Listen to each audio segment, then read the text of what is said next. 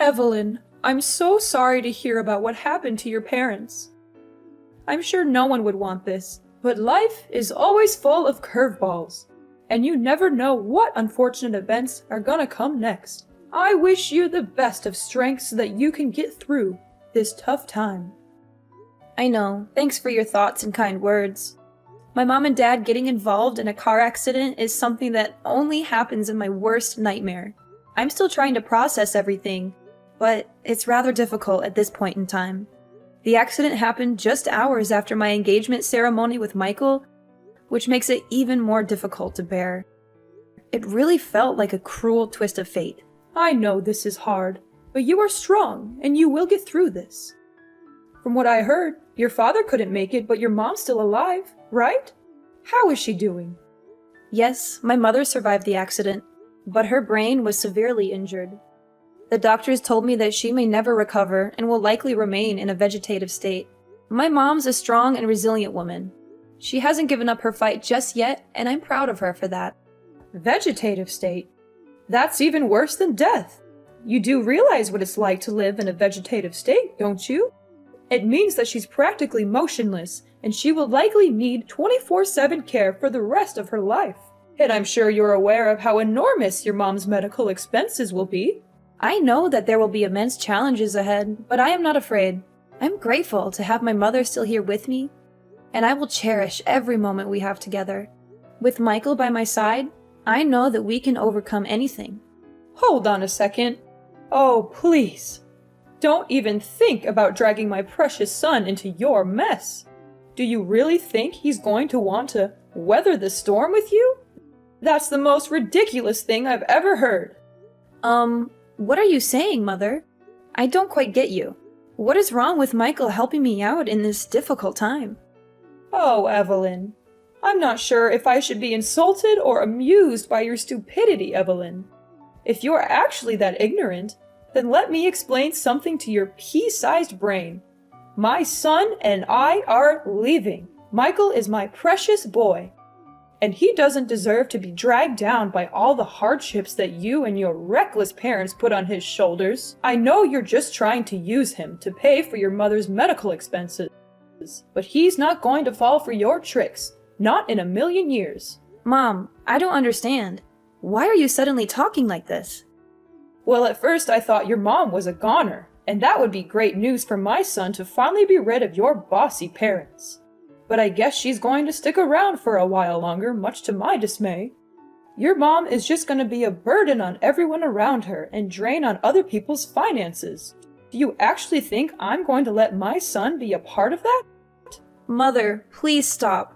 I just went through a traumatic experience, and I'm still in a state of shock. I'm not prepared to hear harsh words from you right now. Oh, don't you worry. You won't have to hear any more words from me or my son. After all, you and him are going to split up from now on. And it's not my fault. It's just the best way for us to deal with the current situation we're in. You get to take care of your bedridden mom, and my son gets to marry a prettier and better wife who's actually worthy of his time. See?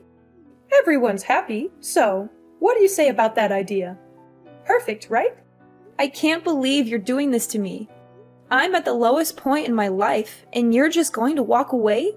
Like nothing even happened between me and Michael? Like we're just strangers? Oh, honey, you took the words right out of my mouth. That's what I was trying to tell you the whole time. It seems like you're starting to get the picture here. Well done. By the way, don't call me mom or mother or anything of that nature. It disgusts me to no end when I hear those words coming out of your mouth. Please, I'm begging you. Don't say these things to me. Your words cut through me like a sharp knife. I don't even know what I did wrong to make you hate me this much. You don't know what you did wrong? Please, spare me the theatrics.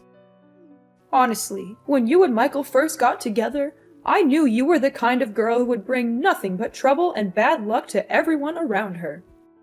And guess what? I was completely right all along. In other words, you're the one who is responsible for your father's death and your mother's miserable life. Your bad luck and malicious aura are the main reasons why they're in this situation. You know what they say, don't ever underestimate the instinct of a mother. What are you talking about? I don't understand why you're blaming me for what happened. I'm not God. I can't predict the future or control what other people do. I'm just a normal person, and I'm doing my best to deal with this situation. But please, hear me out. I have something to say. Do you know that I'm carrying... Ha! You're just as I thought you were. You're a heartless monster who's caused nothing but pain and suffering to your own parents. And now you're trying to play the role of the innocent daughter? I don't think so. It's a good thing that you and Michael aren't married yet, or else you would have brought nothing but misfortune and disaster to my family. I can't even imagine what other terrible things would have happened to me, my husband, or my son if you had ever been allowed to live in my house. Alora, I know you're mad at me, but can you just please listen to me for once? I have something really important to tell you. Important thing? Oh, what could it be? Could it be that you're here to ask me to let you get back together with my precious son? Well, I've got news for you, sweetheart. It's already over between the two of you. So please, just leave my son and my family alone. We don't need you anymore. Do you know that I'm carrying Michael's child? You can't just dump me and my unborn child like this. It's not fair to us at all. You what? You're saying that you're pregnant with Michael's child? That's impossible. Do you have any sense of shame? How dare you seduce my son and use your child as an excuse to tie him down? Getting pregnant before marriage? You're insane. You're not even supposed to have intercourse before you get married, let alone having a child? Even if you were stupid enough to actually sleep with my son, then why didn't you use protection? Don't tell me that you don't even know what a condom is. Why are you blaming me? It was Michael's idea. He wanted to have a child with me because he thought that it would make everyone happy. He even told me that you always wanted grandchildren because they would make your life so much better. Not before marriage, you idiot! No, no, no! It's a strong no! You and your child must go away as far as possible from my family, leave us in peace, and disappear from our lives completely. You're not welcome to me and my family anymore. You're a disgrace to everyone that has any association with you. You're a plague that needs to be eradicated before it even spreads. Now you're finally showing your true colors, huh? You know what? Now I'm feeling disgusted when I think about all the times you were pretending to be nice with me, but in reality you were just hiding your evil true self. How am I supposed to be evil when the only thing I'm doing is just protecting my family? Tell me, is there anything wrong about that? If anyone here were to be called evil, it's you. You wanted to keep my son by your side so you can leech off his money as much as you want. But you're never going to achieve that ambition. You know what? I was trying to be nice with you the whole time, but I don't think that my kindness is free. And don't even think for a second that I'm just sitting here to hear you talk down to me whatever way you want. And what are you going to do about that, then, my foolish daughter-in-law? I'm gonna call Michael and clear things out with him. He's a kind and loving man. He'll understand what I'm going through. Ha ha ha! Suit yourself. I'm sure your disappointed face after you're done talking with my son will be a sight to behold. Michael, are you there? There's something we need to talk about. What is it, Evelyn? Is it about your parents? I'm sorry for what happened to them. That was unfortunate. But I'm busy with my work now, so I can't be there for them at the moment. I know you're busy, but just give me some time. This is very important. Well, make it quick then. I just talked with your mom and the conversation didn't really go well. In fact, it was kinda bad. What happened exactly? Mom called me all kinds of names and she said that we need to split up. She doesn't want me to get near you or your family, no matter how hard I try to explain myself. Please tell me, Michael, is it really over between us? I'm in great distress right now and I don't know what to do. What your mom told me earlier was beyond anything I could think of. I can't believe she would say such hurtful things. It really cuts me to the core. I've never felt so low in my life. Well, of course not. Why is it over between us? Oh, thank God. I knew you would say that. You're a man with soul, and you always stand by my side and protect me. When it hasn't even started. What do you mean? Oh, come on. We're just engaged, not married. We're practically nothing. There are no legal obligations between us. So why are we acting like it's over between us when it hasn't even started? What are you getting at? So are you just gonna dump me like your mom just told me? Exactly. I mean, are there any other possible ways to interpret what I just said? But why, honey? What happened? I don't understand. I didn't do anything wrong at all. My parents got in a car accident, my father passed away, and now my mom's hospitalized. I'm now at the lowest point of my life, but instead of being there for me and supporting me, now you just turn your back on me like your mom did to me? What do you expect? I wanted to marry you so that we can spend our time together and build our own little family.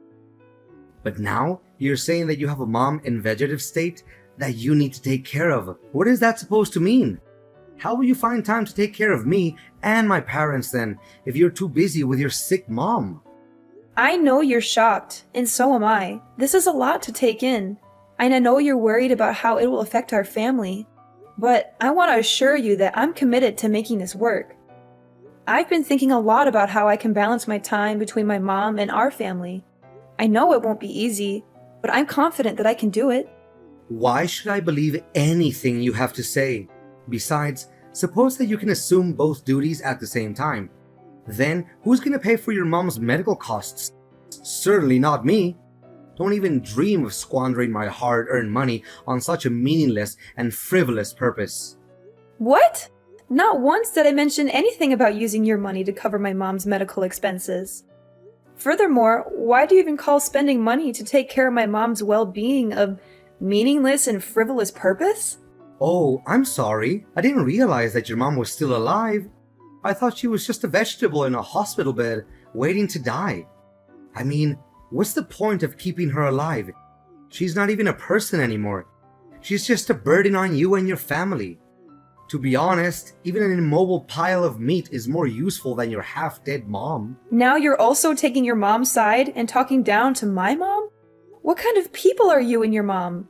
Even though my mom is in a vegetative state, she's still living, and that's a miracle to me. I'm grateful that she's here to support me through these darkest days of my life. Unlike you and your mother, you two are monsters. You're willing to get rid of anything or anyone that you consider a burden to you or that is no longer of any real use to you? You're both so selfish and self-centered. You don't care about anyone but yourselves. What did you expect?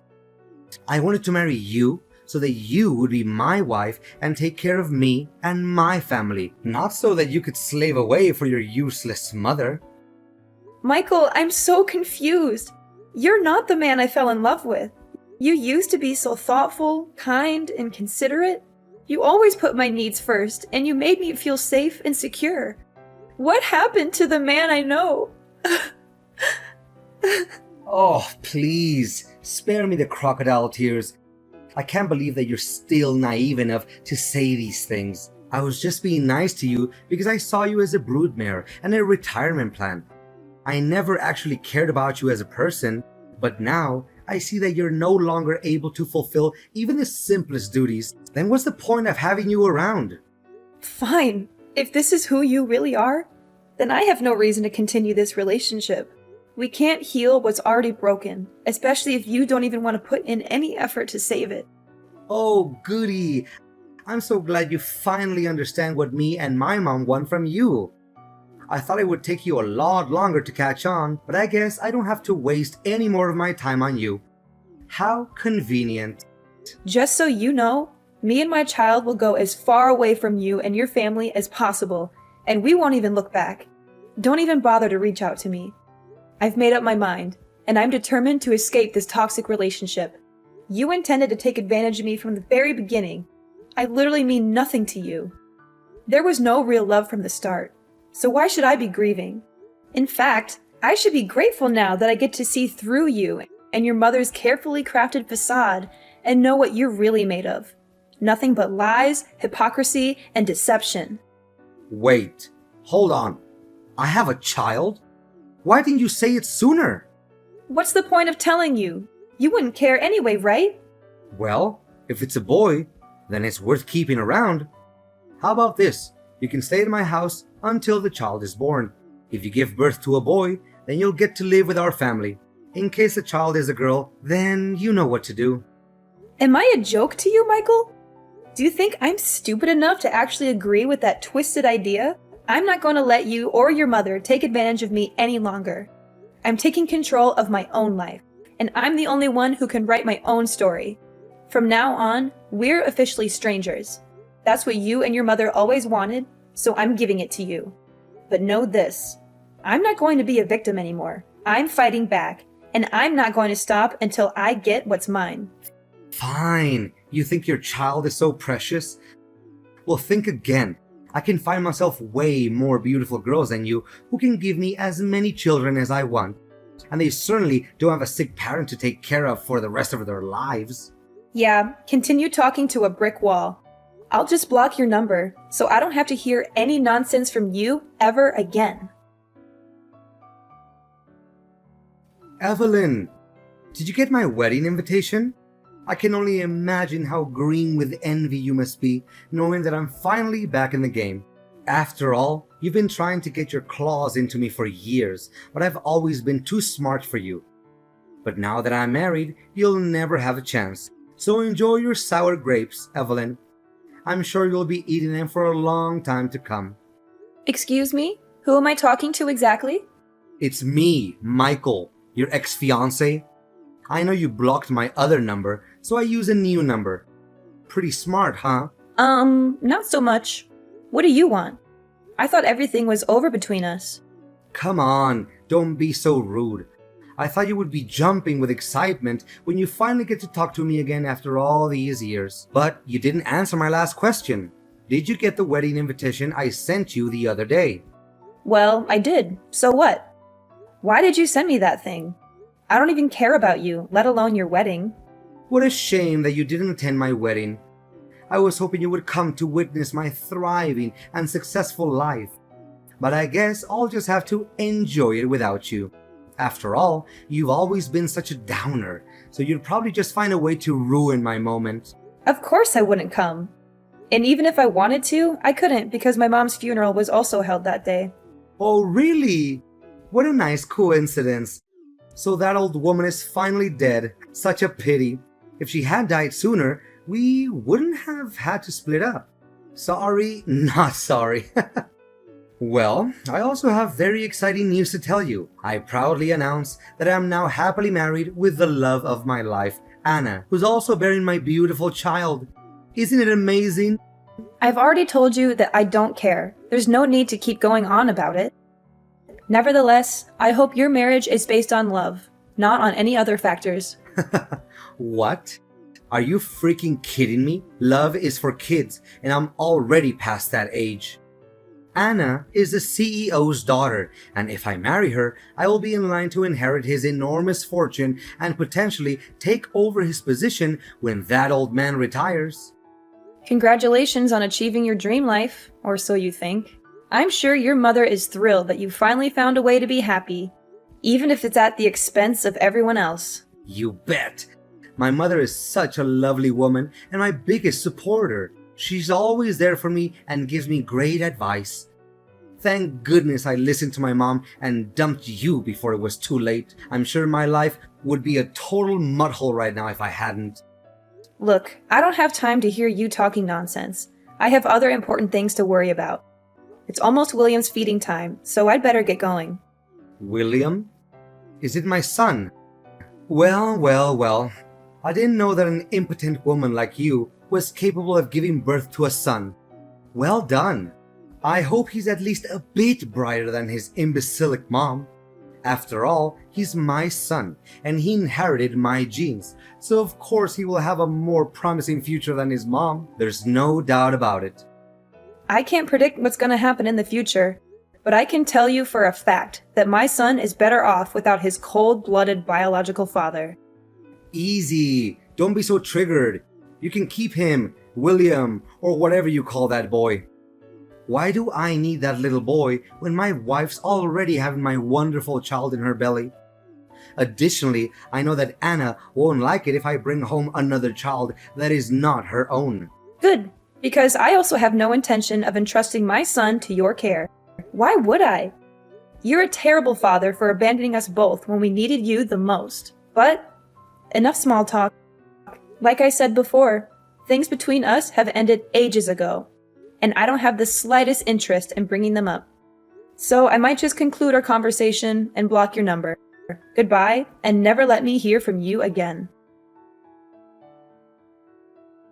Evelyn!